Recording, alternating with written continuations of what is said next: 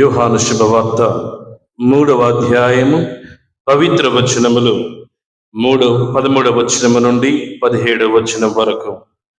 యోహాను శుభవార్త 3వ అధ్యాయము పవిత్ర వచనములు 13వ వచనము నుండి 17వ వచనం వరకు. పరలోకము నుండి దిగి వచ్చిన మనిషి కుమారుడు తప్ప ఎవడనూ పరలోకమునకు ఎక్కిపోలేదు. మోషే ఎడారిలో ఎట్లు సర్పమును ఎత్తెను, ఆయనను విశ్వసించు ప్రతివాడును నిత్య జీవం పొందుటకు అట్లే మనిషి కుమారుడును ఎత్తబడవలెను.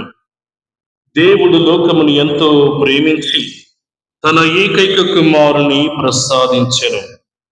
ఆయనను విశ్వసించు ప్రతివాడును నాశనము చెందక నిత్య జీవమును పొందుటకై అటుల చేసెను. దేవుడు తన కుమారుని లోకమును రక్షించుటకు పంపిననే కాని దానిని ఖండించుటకు పంపలేదు. ఇది క్రీస్తు సువిశేషము.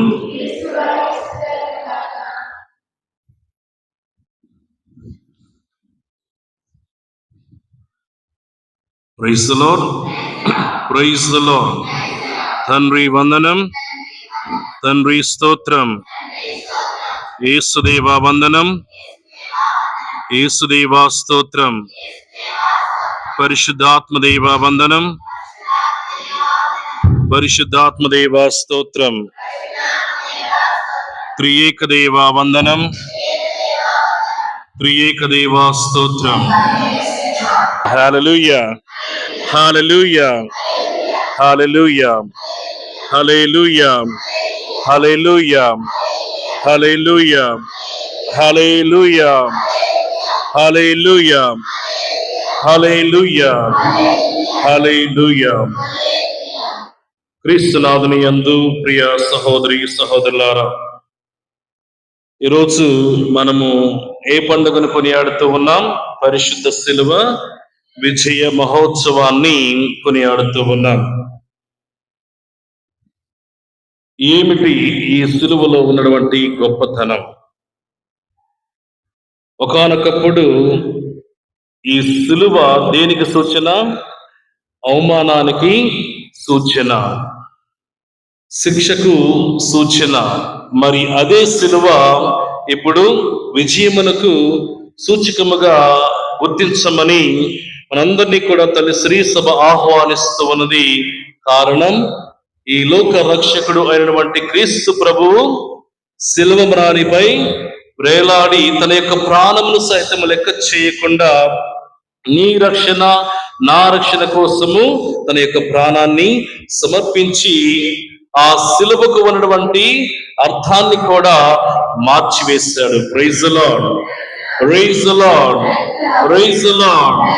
కాబట్టి ప్రియ దేవుని బిడ్డలారా, ఈరోజు యొక్క దివ్య గ్రంథ పఠనాలను ధ్యానించి అర్థం చేసుకోవడానికి ప్రయత్నం చేద్దాం.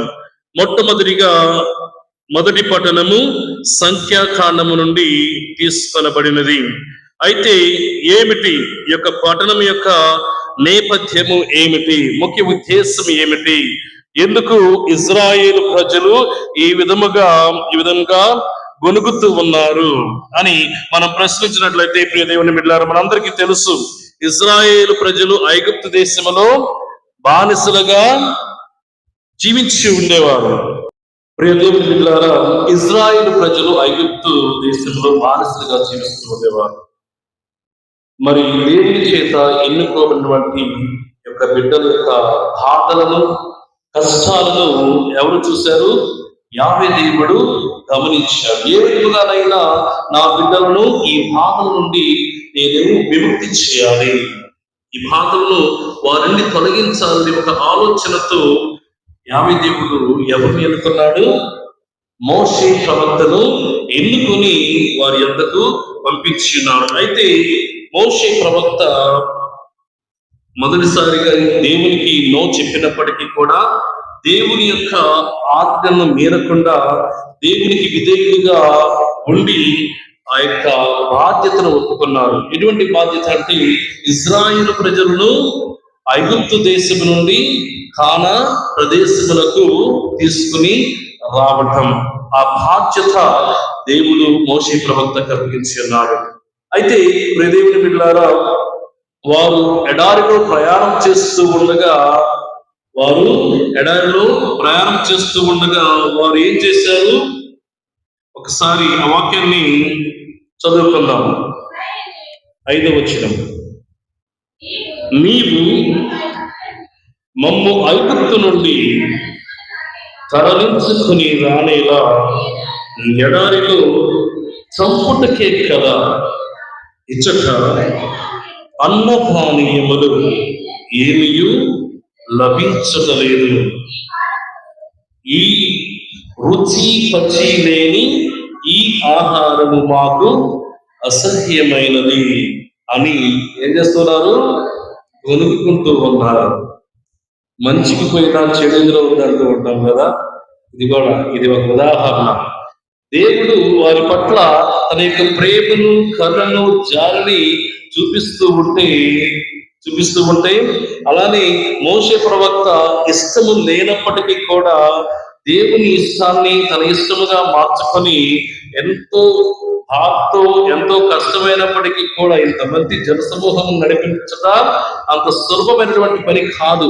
అయినప్పటికీ కూడా ఇది దేవుని చిత్తము అని మోషే ప్రవక్త దేవుడిచ్చినటువంటి ఆజ్ఞను శిరసాహించి మరి ఒప్పుకుని నడిపిస్తూ ఉంటే మోషే ప్రవక్తకు వస్తువులటువంటి ఈ యొక్క నిందలు చూడండి ప్రియ దేవుని బిడ్డలారా. ఇచ్చట అన్నపానీయములు ఏమీ లభించలేదు, రుచి పచి లేని ఆహారములు మాకు అసహ్యమైనది. ఐగుప్తు దేశంలో ఉన్నప్పుడు మాకు వేట మాంసము, మేక మాంసము, కోడి మాంసము పెట్టేవారు. ఇప్పుడు అటువంటి మాంసాలేమీ లేవు అన్నట్లుగా ఈ యొక్క ఇశ్రాయేలు ప్రజల యొక్క ప్రవక్తను చూడండి ప్రియ దేవుని బిడ్డలారా, కొనుక్కుంటూ ఉన్నారు. ముసలమ్మలు కొనున్నట్టు అందరూ కాదండి. Praise lord. కొనుక్కుతూ ఉన్నారు. దేవుడు వారి పట్ల ఎంతో అద్భుత కార్యాలు చేయబోతూ ఉన్నాడు అని తెలిసినప్పటికీ కూడా తన యొక్క దేవుని యొక్క ప్రేమను, దేవుని యొక్క జాలిని పక్కన పెట్టి వారికి నాయకుడిగా ఉన్నటువంటి మోషే ప్రవక్తను దూషిస్తూ ఉన్నారు, విమర్శిస్తూ ఉన్నారు. ప్రియ దేవుని బిడ్డలారా, మరి మన జీవితంలో కూడా మనం చూసినట్లయితే కొన్నిసార్లు ఇజ్రాయేలు ప్రజలు ఏ విధంగా ప్రవర్తించారో మన యొక్క ప్రవర్తన కూడా అంతే ఉంటుంది దేవుని బిడ్డలారా. అయితే దేవుడు వారికి గుణపాఠం నేర్పించాలని అనుకున్నాడు. నేర్పాడు. వారి మధ్యకు పాములను పంపించాడు. అది దేవుని బిడ్డలారా, దేవుడు వారికి ఇచ్చినటువంటి శిక్ష. పాములు ఎప్పుడైతే వచ్చినాయో ఇక ప్రాణం మీద మళ్ళా ఆశ పుట్టింది. బ్రతకాలి, ఏ విధంగానైనా బ్రతకాలి అని ఇజ్రాయేల్ ప్రజలకు ఆశ పుట్టింది. మళ్ళా ఏం చేశారు? నిజమైనటువంటి ఆ దేవునికి మొరపెట్టుకున్నారు. పశ్చాత్తాప హృదయంతో వారు దేవుని వైపు చూశారు. దేవుడు ఎన్నుకున్నటువంటి ఆ యొక్క మోషే ప్రవక్తను కూడా అర్థించారు. ప్రియ దేవుని బిడ్డలారా, దేవుడు మోషేకు ఆజ్ఞాపించాడు. మరలా దేవుని యొక్క ప్రేమ అపారమైనది, జాలి అపారమైనది. ఆయనకు ప్రేమించడమే తెలుసు. కాకపోతే ఈ సమయంలో వారికి ఒక గుణపాఠం నేర్పడం మంచిది అని తలంచాడు కాబట్టి వారి మధ్యకు పాములను పంపించాడు. చాలా మంది ఆ కాటు వేయబడినటువంటి వారు మరణించారు కూడా. ఇక మిగతా వారు కూడా ఎక్కడ మరణిస్తారు అని భయంతో మోషే వైపు చూశారు, యాభై వైపు చూశారు. పశ్చాత్తాప హృదయంతో ప్రార్థించారు. మరి దేవుడు మరలా కరుణ కలిగినటువంటి దేవుడు, ప్రేమమయుడు, క్షమించే దేవుడు కాబట్టి మరలా వారి పట్ల ప్రేమను చూపించారు. ఏ విధంగా అంటే ఒక రాగి సర్పాన్ని కర్రపై ఉంచమని మోషేకు ఆజ్ఞాపించాడు. ఎవరైతే ఆ యొక్క సర్పమును రాగితో చేసినటువంటి ఆ సర్పమును చూస్తారో వారందరూ కూడా జీవిస్తారు అని దేవుడే మరలా మోషేతో పలికినటువంటి మాటలు ప్రియ దేవుని బిడ్డలారా. అయితే మనము నేర్చుకోవాల్సిన విషయాలు ఏమిటి ఈ యొక్క మొదటి పఠనం ద్వారా? మొట్టమొదటిగా ప్రియ దేవుని బిడ్డలారా, మనుషుని పాపములకు ఫలితము మరణం. మనుషుని పాపములకు ఫలితం మరణం. ఇది మనందరికీ తెలిసినటువంటి సత్యం. నేను చెప్పాను ఇదివరకు, అవ్వ ఆదాము చేసిన పాపములకు ఫలితము మరణం. ఈ మరణమును జయించడానికి నూతన ఆదాము అయినటువంటి క్రీస్తు ప్రభువు ఈ లోకంలోనికి రావాల్సి వచ్చినది. Praise the lord, praise the lord. ఒక ఆదాము ద్వారా మరణం ఈ లోకంలోనికి ప్రవేశిస్తే ఇంకొక ఆదాము ద్వారా, అంటే క్రీస్తు ప్రభువు ద్వారా రక్షణ అనేది ఈ లోకంలోనికి ప్రవేశించదు. అందుకని యోహాను శుభవార్త 10వ అధ్యాయం 10వ వచనంలో మనం చూసినట్లయితే, ఇదిగో నేను ఈ లోకమునకు వచ్చినది జీవమును ఇచ్చుటకు, దానిని సమృద్ధిగా ఇచ్చుటకు వచ్చి ఉన్నాను. ఎందుకు వచ్చాడు దేవుడు ఈ లోకానికి? జీవమును ఇచ్చుటకు, దానిని సమృద్ధిగా ఇచ్చుటకు వచ్చి ఉన్నానని క్రీస్తు ప్రభు సెలవిస్తూ ఉన్నాడు. ప్రియ దేవుని బిడ్డలారా, కాబట్టి మనము ఈ యొక్క మొదటి పట్టణంలో చూసినట్లయితే ఇజ్రాయేలీయులు దేవునిపై అసంతృప్తితో తిరుగుబాటు చేశారు. అది వాస్తవం. ఈ రోజు మనం విన్నటువంటి పట్టణంలో మనకి చాలా స్పష్టంగా అర్థమవుతూ ఉన్నది. తిరుగుబాటు చేసినందువలన దేవుడు ఏం చేశాడు? వారి మధ్యకు సర్పాలు పంపించి వారిని కరిచేలా చేశాడు. మన పాపాల ఫలితం, వారి యొక్క పాపాల ఫలితంగా వారు శిక్షను కొంతమంది అనుభవించారు. అలానే మన పాపాల ఫలితముగా మరణము, బాధ మన జీవితంలోనికి వస్తాయి అనేటువంటి సత్యాన్ని కూడా మనం గుర్తించాలి.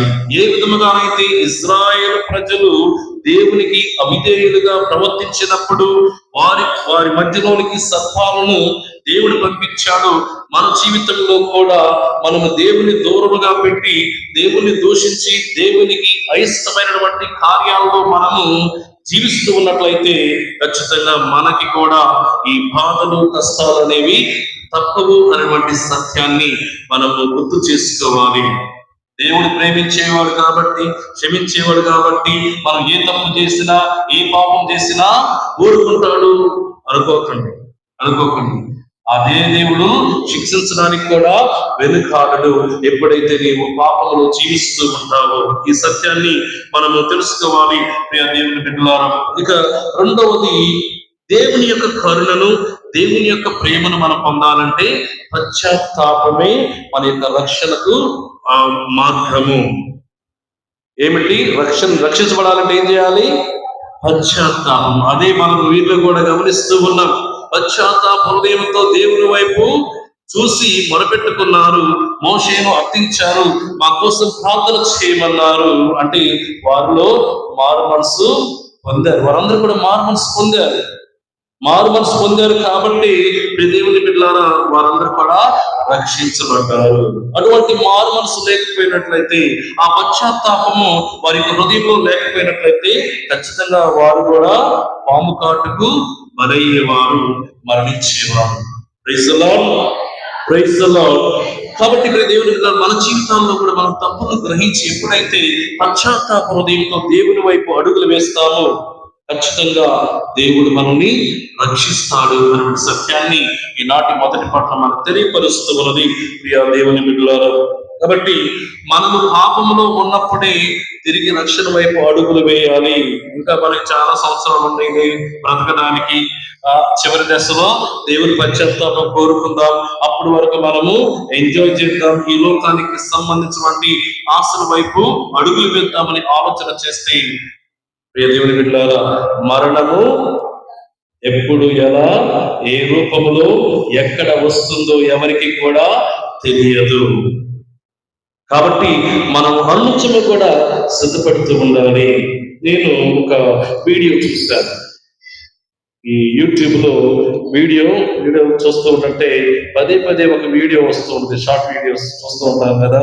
అయితే ఆ వీడియోలు ఏమిటంటే, అమెరికా దేశంలో ఒక చార్లీ కర్క్ అనేటువంటి ఒక వ్యక్తి, అంటే ఈ వ్యక్తికి దేశభక్తి, దైవభక్తి రెండు ఉన్నాయి.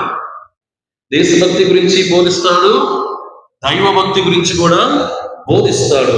అనేక మంది యువకుల్లో మార్పు తీసుకొచ్చినటువంటి ఒక గొప్ప వ్యక్తి. కేవలం 31 సంవత్సరాలు మాత్రమే.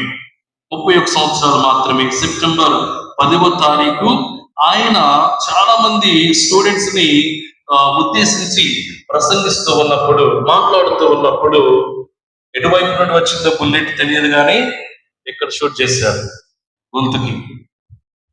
గొంతులో షూట్ చేసిన ఆన్ ద స్పాట్ మరణించాడు. అక్కడికక్కడే మరణించాడు.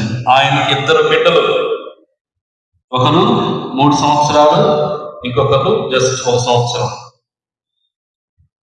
చూడండి ప్రియ దేవుని బిడ్డలారా, ఈ వ్యక్తి హతసాక్షిగా పిలువబడుతూ ఉన్నాడు. ఈ రోజు ఆయన బోధించినది ఒకటే, కుటుంబ విలువల గురించి బోధించాడు. దేవుని పట్ల విశ్వాసంలో మీరు ఎదగండి, ఈ లోకం వైపు అడుగులు వేయొద్దు అని బోధించాడు. అంత చిన్న వయసులోనే అనేక మంది వ్యక్తుల్లో ఆయన ప్రభావం చేయగలిగాడు. దేవుడి గురించి అద్భుతంగా బోధించగలిగినటువంటి వ్యక్తికి మరణం ఏ రూపంలో వచ్చిందో చూడండి ప్రియ దేవుని బిడ్డలారా. కాబట్టి ప్రియ దేవుని బిడ్డలారా, ఆ వ్యక్తి హతసాక్షిగా పిలువబడుతూ ఉన్నాడు. ఈరోజు అన్ని దేశాల్లో ఆయనకి ఫ్యాన్స్ ఉన్నారు, ఆయన అనుచరులు ఉన్నారు. అనేక మంది బాధపడుతూ ఉన్నారు. ఎందుకంటే ఒక గొప్ప దేవునికి సాక్ష్యం ఇచ్చినటువంటి ఒక గొప్ప వ్యక్తిని ఈ లోకం కోల్పోయింది, ఈ సమాజం కోల్పోయింది. మనకు తెలుసు అమెరికా దేశంలో కొన్నిసార్లు ఎటువంటి జీవితాన్ని జీవిస్తూ ఉంటారు. చాలా మంది అక్కడ వెచ్చలవిడి జీవితాన్ని జీవిస్తూ ఉంటారు. కానీ ఈ వ్యక్తి కుటుంబ విలువలను మనం గౌరవించాలి, దేవుని పట్ల విశ్వాస కలిగి జీవించాలి, దేవుని మార్గంలో నడవాలని బోధించినటువంటి వ్యక్తికి ఈ యొక్క కష్టాలు బాధలు తప్పలేదు. అలానే మరణం కూడా ఆయన్ని విడిచిపెట్టలేదు దేవుని బిడ్డలారా. కాబట్టి నేను ఎందుకు చెప్తూ ఉన్నానంటే, ఈ యొక్క విషయాన్ని మనకి కూడా, మన జీవితంలో కూడా మనకి యొక్క మరణం అనేది ఎప్పుడు ఎలా ఏ రూపంలో వస్తుందో తెలియదు. కాబట్టి మన మరణించము కూడా సిద్ధపడాలి. నేను కరాఖండిగా చెప్పగలను, ఆయన ఈ రోజు చార్లీ అనేటువంటి ఆ వ్యక్తి ఖచ్చితంగా పరలోకంలోనికి ప్రవేశిస్తాడు. ఎందుకంటే ఆయన జీవించినంత కాలంలో కూడా దేవునికి గొప్ప సాక్షిగా జీవించాడు. దేవుని పట్ల ఎవరైతే అసభ్యంగా మాట్లాడారో వారిని వ్యతిరేకించి వారికి గుణపాఠాన్ని నేర్పినటువంటి ఒక గొప్ప వ్యక్తి ఈ లోకం విడిచి వెళ్ళిపోయాడు. ప్రియ దేవుని బిడ్డలారా, మనము కూడా ఆ విధంగా ఆయన వలె గొప్ప సాక్ష్యం ఇవ్వాలి. ఆ సాక్ష్యం ఇవ్వాలంటే ముందుగా మనలోనే ఆ మార్పు అనేది చోటు చేసుకోవాలి. ఆ మార్పు మనలో రాకుండా ఇతరుల్లో మనం మార్పును ఆశించాలంటే ఉపయోగం ఉండదు. కాబట్టి పశ్చాత్తాప హృదయంతో మనము రక్షణ మార్గం వైపు అడుగులు వేసినట్లయితే తప్పకుండా దేవుడు మనల్ని అంగీకరిస్తాడు, ఆశీర్వదిస్తాడు. ప్రియ దేవుని బిడ్డలారా, ఏ విధంగానైతే రాగి సర్పము వైపు ఎవరైతే చూస్తారో వారు రక్షించబడతారు అని మొదటి పట్టణంలో సెలవిచ్చి ఉన్నారు. ఇది దేనికి సూచన ప్రియ దేవుని బిడ్డలారా? ఈ సంఘటన మనకు దేనిని సూచిస్తూ ఉన్నదంటే, ఎవరైతే క్రీస్తు ప్రభువు వేలాడుతూ ఉన్నటువంటి ఆ యొక్క శిలువ మ్రానిపై చూస్తారో వారు కూడా రక్షించబడతారు. No cross, no salvation, no pain, no gain. Pain అంటే బాధ లేకుండా, శ్రమలు లేకుండా మనము మోక్షమును పొందలేము అనటానికి ఇది ఒక నిదర్శనం. ప్రియ దేవుని బిడ్డలారా, క్రీస్తు శిలువపై ఎత్తబడి ఉన్నటకు ఒక సూచనగా యొక్క రాగి స్తంభం మనకి కనిపిస్తూ ఉన్నది ప్రియ దేవుని బిడ్డలారా. కాబట్టి ఆనాడు ఎవరైతే దాన్ని చూసి రక్షించబడ్డారు, ఈ రోజుల్లో మనము శిలువపై చూసిన ప్రతి వ్యక్తి కూడా రక్షించబడతారు. నన్ను అనుసరించుకోరువాడు ఏం చేయాలి? శిలువరాన్ని ఎత్తుకొని నన్ను అనుసరించండి క్రీస్తు ప్రభు ఆహ్వానిస్తూ ఉన్నారు. శిలువ మరణానికి అంత విలువ ఉన్నది. శిలువ మన జీవితాలకు విజయమును చేకూర్చుతుంది. ప్రియ దేవుని బిడ్డ, ఈ సత్యాన్ని మనం ఈ రోజు గుర్తు చేసుకోవాలి. కానీ మనం చూసినట్లయితే మన యొక్క జీవితం ఏ విధంగా మన యొక్క జీవితంలోకి అన్వయం చేసుకోవచ్చు ఈ యొక్క వాక్యాలను.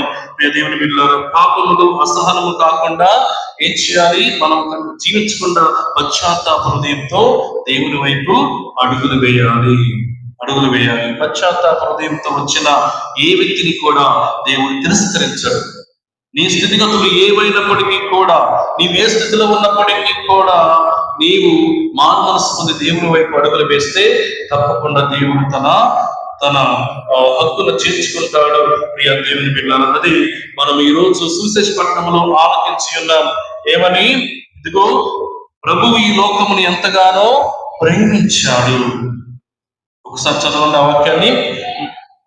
దేవుడు లోకమును ఎంతో ప్రేమించి తన ఏకైక కుమారుని ప్రసాదించెను. ఆయనను విశ్వసించు ప్రతివాడును నాశనము చెందక నిత్య జీవమును పొందుటకై అటుల చేసెను అని ఈనాడు సువిశేష పట్టణంలో మనము ఆలకించి ఉన్న ప్రియ దేవుని బిడ్డలారా, దేవుడు ఈ లోకాన్ని ఎంతగానో ప్రేమించాడు కాబట్టి తనకున్నటువంటి ఏకైక కుమారుని ఏం చేశాడు? ఈ లోకానికి పంపించాడు. పంపించడం వెనక గల కారణం ఏంటంటే, ఈ లోకంలో ఎవరు కూడా నాశనము చెందుట ఆయనకు ఇష్టం లేదు. Praise the lord, praise the Lord, hallelujah, hallelujah. నాశనం చెందుట ఇష్టం లేదు కాబట్టి అందుకే ఆయనకున్నటువంటి ఆ కుమారుని పంపించాడు లోకానికి. అదే మనము ఈ రోజు విన్నటువంటి ఈ యొక్క 2వ పట్టణంలో చూసినట్లయితే, పునీత పౌలు గారు ఫిలిప్పీలకు రాస్తూ 2వ అధ్యాయం 6వ వచనం, ఆయన ఎల్లప్పుడూ దైవ స్వభావమును కలిగి ఉన్నను, దేవునితో తన సమానత్వమును స్వార్థ బుద్ధితో పట్టుకొని వేలాడలేదు అని దేవుని యొక్క వాక్కు సెలవిస్తున్నది. ఆయన దైవ స్వభావము కలిగి ఉన్నను అంటే దేవుడై ఉన్నప్పటికీ కూడా, తర్వాత దేవునితో తన యొక్క సమానత్వమును స్వార్థ బుద్ధితో పట్టుకొని వేలాడలేదు. అంటే దేవుని బిడ్డలారా, తనను తాను ఎంతగా తగ్గించుకున్నాడో చూడండి. నిన్ను నన్ను రక్షించడానికి తను ఎంతగానో తగ్గించుకొని ఈ లోకమునికి వచ్చాడని దేవుని యొక్క వాక్కు సెలవిస్తున్నది. ప్రియ దేవుని బిడ్డలారా, కాబట్టి ఆయన దేవుని కుమారుడై ఉన్నప్పటికీ కూడా దేవుని సేవకుడుగా, మానవ సేవకుడుగా రూపం దాల్చాడు. ఎంత గొప్ప ప్రేమ దేవుని ప్రేమ! ఆ ప్రేమను మనము వర్ణించలేము. ఆ ప్రేమకు హద్దులు అవధులు అనేవి ఉండవు. ప్రియ దేవుని బిడ్డలారా, అంతగా ప్రేమించాడు కాబట్టి తను మానవ రూపము దాల్చడానికి కూడా వెనుకడుగు వేయలేదు. అలానే క్రీస్తు ప్రభు కూడా సెలవిస్తూ ఉంటాడు. దేవుని యొక్క వాక్యాన్ని సెలవిస్తూ ఉన్నది, ఇదిగో నేను ఈ లోకానికి వచ్చినది సేవింపబడుటకు కాదు, సేవ చేయడానికి. I came to this world not to serve, not to serve and not to be served. నేను సేవింపబడటానికి రాలేదు, నేను సేవ చేయడానికి వచ్చాను. అంటే చూడండి, సేవకు రూపము దాల్చి ఆ ప్రభువు తనను తాను ఎంతగానో తగ్గించుకున్నాడు. ప్రియ దేవుని బిడ్డలారా, కానీ ఆయన తనను తాను రిక్తులు చేసుకుని సేవకు రూపము దాల్చి మానవ మాత్రుడిగా ఈ లోకములో జన్మించాడు. అపారమైనటువంటి ప్రేమ. అటువంటి ప్రేమను మనము కూడా మన తోటి సహోదరి సహోదరుల పట్ల చూపించాలి. It's not enough. ఇది మనము క్రైస్తవులుగా చెప్పుకోవడమే కాదు, క్రీస్తు లక్షణాలను మనము కూడా మన యొక్క జీవితంలో అలవరుచుకోవాలి. ప్రియ దేవుని బిడ్డలారా, ఆయన ఈ యొక్క విషయం ద్వారా తనలో ఉన్నటువంటి యొక్క వినయమును ప్రదర్శిస్తూ ఉన్నాడు. ఆయనలో ఉన్నటువంటి ఆ యొక్క వినయము మనలో ఉందా అని ఆత్మపరిశీలన చేసుకుంటూ ఉండాలి. మన దగ్గర కొద్దిగా డబ్బు ఉంటే, లేదా పేరు ప్రఖ్యాతులు ఉంటే, పలుకుబడి ఉంటే మనం ఈ యొక్క నేల మీద నిలబడం. అటువంటిది క్రీస్తు ప్రభువు దైవ కుమారుడు, దైవ స్వభావుడు అయి ఉన్నప్పటికీ కూడా తనను తాను రిక్తులు చేసుకుని ఈ లోకములో మానవ మాత్రుడిగా జన్మించాడు. ప్రియ దేవుని బిడ్డలారా, తన యొక్క మహిమను పక్కన పెట్టి ఒక సాధారణమైనటువంటి, ఒక సామాన్యమైనటువంటి వ్యక్తిగా ఈ లోకములో ఎక్కడ జన్మించాడు? బెత్లెహేము పశుల పాకలో జన్మించాడు. అక్కడ కూడా తనలో ఉన్నటువంటి యొక్క వినయము ఎంతో అద్భుతంగా కనిపిస్తూ ఉన్నది. వాళ్ళు ఎక్కడ మరణించాడు? సిలువ వారిపై మరణించాడు. ప్రియ దేవుడి బిడ్డలారా, ఈ విషయాలు మనము వినటమే కాదు, అటువంటి వినయమును మనము కూడా మనకి జీవితంలో కలిగి జీవించాలి. ఎంత ఎదిగినా ఒదిగి ఉన్న వ్యక్తుల యొక్క జీవితాలు నిజంగా ఆదర్శవంతంగా ఉంటాయి. ఈరోజు క్రీస్తు ప్రభువు ఏ రాజ్యానికి రాజుగా పరిపాలించలేదు. ఒక సామాన్యమైన వ్యక్తిగా ఈ లోకంలో జన్మించాడు. మరి ప్రపంచ దృష్టిలోనే ఒక గొప్ప వ్యక్తిగా, గొప్ప దేవుని కుమారుడిగా గుర్తించబడుతూ ఉన్నాడంటే ప్రియ దేవుని తను తాను తగ్గించుకున్నాడు, వినయంతో జీవించాడు. కాబట్టి దేవుడు ఆయనను అంతగా లేవనెత్తాడు. Praise the lord, praise the Lord, hallelujah, hallelujah. కాబట్టి ఇప్పుడు దేవుని బిడ్డలారా, మన జీవితంలో మన పదవి, ఆస్తి, గౌరవము, కోపము కోసం గర్వపడకుండా వినయంతో ఇతరులకు మనం సేవ చేసినట్లయితే దేవుడు ఆనందిస్తాడు. మనం కొన్నిసార్లు మన పదవులు చూసి గర్వపడుతూ ఉంటాం. మన దగ్గర ఉన్నటువంటి సొమ్మును చూసి గర్వపడుతూ ఉంటాం. మన దగ్గర ఉన్నటువంటి పాస్తులు బట్టి గర్వపడుతూ ఉంటాం. మనం సాధించినటువంటి పేరు ప్రఖ్యాతుల గురించి గర్వపడుతూ ఉంటాం. కానీ దేని గురించి మనము గర్వపడాలంటే మనలో వినయము ఉందా? వినయం గురించి గర్వపడు. వినయంతో సేవ చేసినప్పుడు గర్వపడు. దేవుడు దాన్ని మెచ్చుకుంటాడు, ఆనందిస్తాడు. దేవుని పిల్లలు అలానే రెండో విషయం మనము నేర్చుకోవాల్సింది ఏంటంటే, రెండో పట్ల నుంచి క్రీస్తు ప్రభుకి దేవుని పట్ల ఉన్నటువంటి విధేయత. దేవుని పిల్లలు తను తాను దాసుని రూపంలో చేస్తున్నాడు. మరణం వరకు, శిలువ మరణమునకు విధేయుడై ఉన్నాడు. ఎక్కడ కూడా వెనకంజ వెయ్యలేదు. ఇదిగో దేవుడు నాకు అప్పచెప్పినటువంటి బాధ్యత ఇది అని తలంచాడు, తెలుసుకున్నాడు. ఆ విధంగానే నడుచుకున్నాడు. గెత్సేమనే తోటలో శోధన వచ్చింది. ప్రభువా, నీ చిత్తమైన ఈ యొక్క పాత్ర నా నుండి తొలగించు అని వెంటనే రియలైజ్ అయ్యాడు, వెంటనే తెలుసుకున్నాడు, వెంటనే కనువిప్పు కలిగింది. అయ్యో, నేను దేవుని చిత్తానికి వ్యతిరేకంగా వెళ్తూ ఉన్నానా అని తలంచాడు. వెంటనే ఇదిగో ప్రభు, నీ చిత్తమైన ఈ పాత్రను నా నుండి తొలగించు, అయినా నీ చిత్తమే అంటే దేవుని బిడ్డలారా, అప్పటికి అతనిలో చాలా బాధలు ఉన్నాయి, భారములు ఉన్నాయి. వాటిని అధిగమించడానికి ప్రార్థన చేశాడు తన తండ్రికి. ఒక సామాన్యమైన వ్యక్తిగా అయినప్పటికీ కూడా నీ చిత్తమే నెరవేరునుగాక. దీని వెనకాల అర్థం ఏంటంటే, ప్రభువుకి తన మరణం వరకు కూడా విధేయుడిగా జీవించాడు. ఎన్ని కష్టాలు వచ్చినా, ఎన్ని అవమానాలు జరిగినా, ఎంతమంది హేళన చేసినా, ఎంతమంది బాధలకు గురి చేసినా కూడా నా తండ్రి చెప్పినటువంటి బాధ్యతను నేను విడిచిపెట్టకూడదు అని తలంచి ఆయన ముందుకు సాగడం ద్వారా తన తండ్రి పట్ల ఉన్నటువంటి విధేయతను చూపించాడు. What about us? మన గురించి ఏమిటి? మనము కూడా అటువంటి విధేయత కలిగి జీవించాలి. తల్లిదండ్రుల పట్ల విధేయత కలిగి జీవించాలి.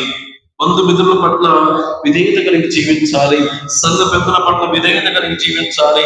విచారకుల పట్ల విధేయత కలిగి జీవించాలి. ప్రియ దేవుని బిడ్డలారా, ఈ విధంగా జీవించడం ద్వారా దేవుడు మనల్ని అధికముగా ఆశీర్వదిస్తాడు. ఏ విధంగానైతే క్రీస్తు ప్రభువుని ఉన్నత స్థాయిలో ఉంచాడో, ఉన్నత స్థానంలో ఉంచాడు, నిన్ను నన్ను కూడా ఆయన రాజ్యములో ఉంచటకు ఎటువంటి వెనకడుగు వెయ్యడు అనటలో ఎటువంటి సందేహము లేదు.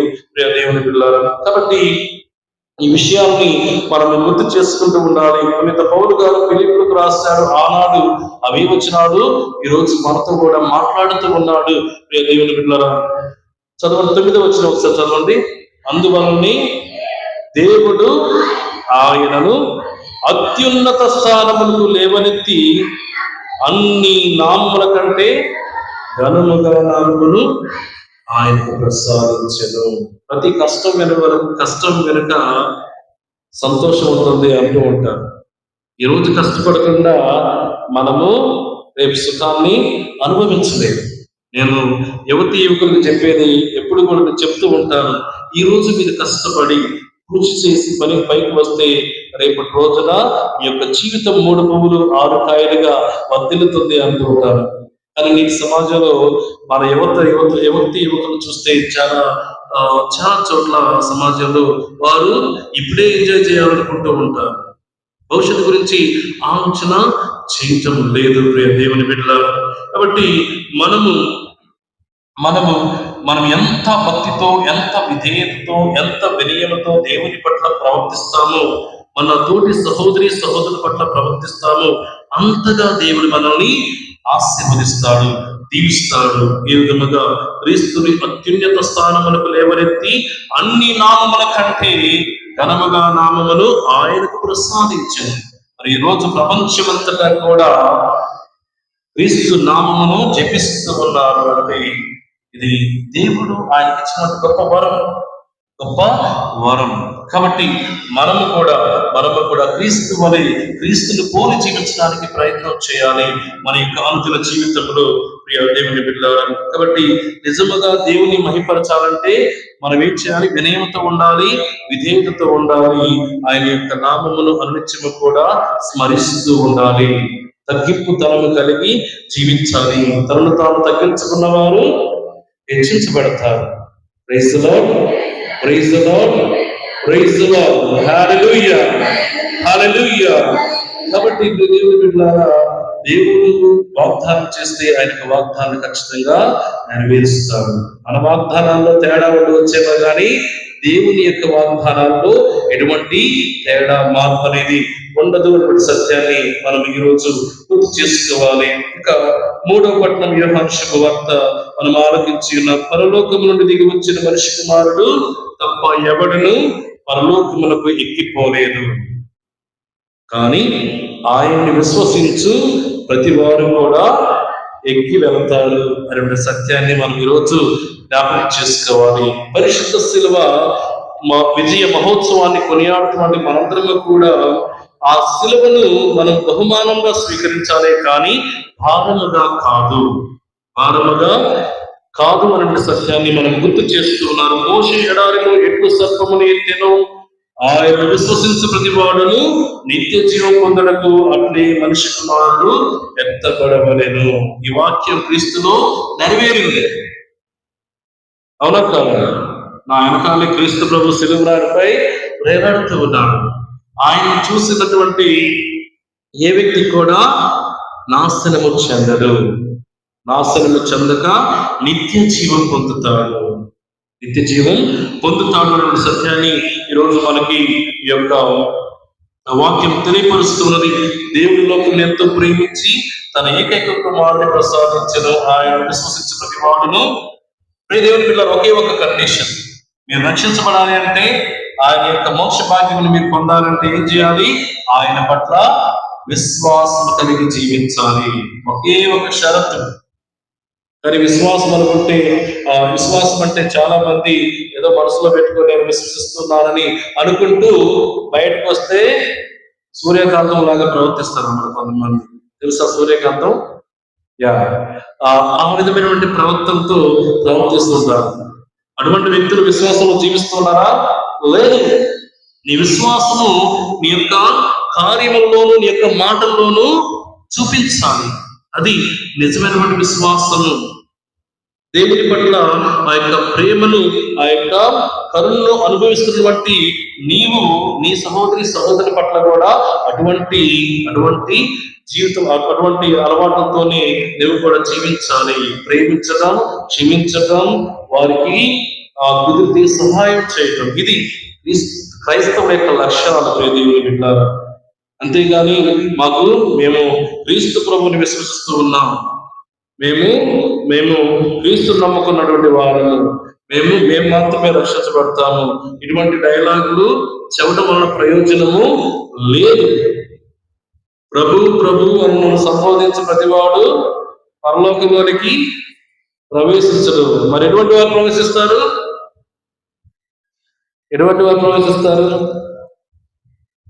తెలియదు. చెప్పండి తెలిసిన వారు తొందరగా. Praise the lord, praise the lord. నా వాక్కును ఆలకించి పాటించువారు మాత్రమే రక్షించబడతారు. ఇది వాస్తవం. కాబట్టి ప్రియ దేవుని బిడ్డలారా, దేవుడు తన కుమారుని లోకాన్ని రక్షించడానికి పంపించాడు కానీ ఖండించడానికి కాదని దేవుని యొక్క వాక్కు సెలవిస్తున్నది. అయితే ఈ వాక్యాన్ని చాలా మంది తీసుకొని చాలా ఇటువంటి వాక్యాన్ని ఎక్కువగా పాటిస్తూ ఉంటారు. నేను ఏం చేసినా కూడా దేవుడు క్షమిస్తూ ఉంటాడు, ఎందుకంటే ఆయన ఈ లోకానికి వచ్చినది రక్షించడానికే కానీ నాశనము చేయడానికి కాదు అని విచ్చలవిడి జీవితాన్ని జీవించే వారు కూడా ఉన్నారు ప్రియ దేవుని బిడ్డలారా. కాబట్టి మనము ఆత్మపరిశీలన చేసుకోవాలి. ప్రార్థనలో ఎదుగుతూ ఉన్నామా? 1, పశ్చాత్తాప హృదయం కలిగి జీవిస్తూ ఉన్నామా? 2, వినయముతో విధేయతతో జీవిస్తూ ఉన్నామా? 3, విశ్వాసముతో ఆయన వైపు అడుగులు వేస్తూ ఉన్నామా? 4, ఈ విషయాలను మనం అన్నింటిని కూడా ప్రశ్నించుకుంటూ ఉండాలి. ఈ విషయాలకి మన దగ్గర సమాధానం ఉన్నట్లయితే ఖచ్చితంగా నీకు పరలోక రాజ్యంలో స్థానము కన్ఫామ్, నిత్య జీవం దేవుడు ఖచ్చితంగా నీకు అనుగ్రహిస్తాడు. ఈ ప్రశ్నలకు నీ దగ్గర సమాధానం లేకపోతే ఎక్కడ ఉంటుంది? మీకు స్థానం నరకంలో ఉంటుంది. కాబట్టి చాయిస్ ఈజ్ యువర్స్. చాయిస్ అనేది దేవుడు మీకే ఇస్తూ ఉన్నాడు. అంతిమ దినమున ఖచ్చితంగా దేవుడు తీర్పు ఇవ్వబోతున్నాడు. కాబట్టి మనము ఇజ్రాయేల్ ప్రజల వలె కొనుక్కోకుండా దేవుడు మనకిచ్చినటువంటి దానిలోనే మనము సంతృప్తి పొందుతూ జీవించినప్పుడు దేవుడు ఏ విధంగా ఇజ్రాయేల్ ప్రజలను ఆశీర్వదించాడో అలానే మనల్ని కూడా ఆశీర్వదిస్తాడు. కానీ ఒకే ఒక షరతు, పశ్చాత్తాప హృదయంతో ఆయన వైపు అడుగులు వేస్తే. ఈరోజు ఇజ్రాయెల్ దేశం చిన్న దేశం అయినప్పటికీ కూడా ప్రపంచం మొత్తం వారు చూస్తే భయపడుతూ ఉంటుంది. చాలా మంది జ్ఞానులు, శాస్త్రవేత్తలు అందరూ కూడా ఆ దేశం నుండే వస్తూ ఉన్నారు. అంతగా దేవుడు వారిని ఆశీర్వదించాడు. వారు కూడా దేవుని పట్ల అటువంటి విశ్వాసాన్ని కలిగి జీవించారు. కాబట్టి మనము కూడా దేవుని బిడ్డలారా, దేవుని చేత ఎన్నుకోబడినటువంటి మనము ఆయన పట్ల వినయము, విధేయత, విశ్వాసము కలిగి జీవించినట్లయితే ఆ విధంగా మనల్ని కూడా ఆశీర్వదిస్తాడు అని విశ్వసిస్తూ మన యొక్క ఆధ్యాత్మిక జీవితంలో ముందుకు సాగడం. పితా, పుత్ర, పవిత్రాత్మ నామమున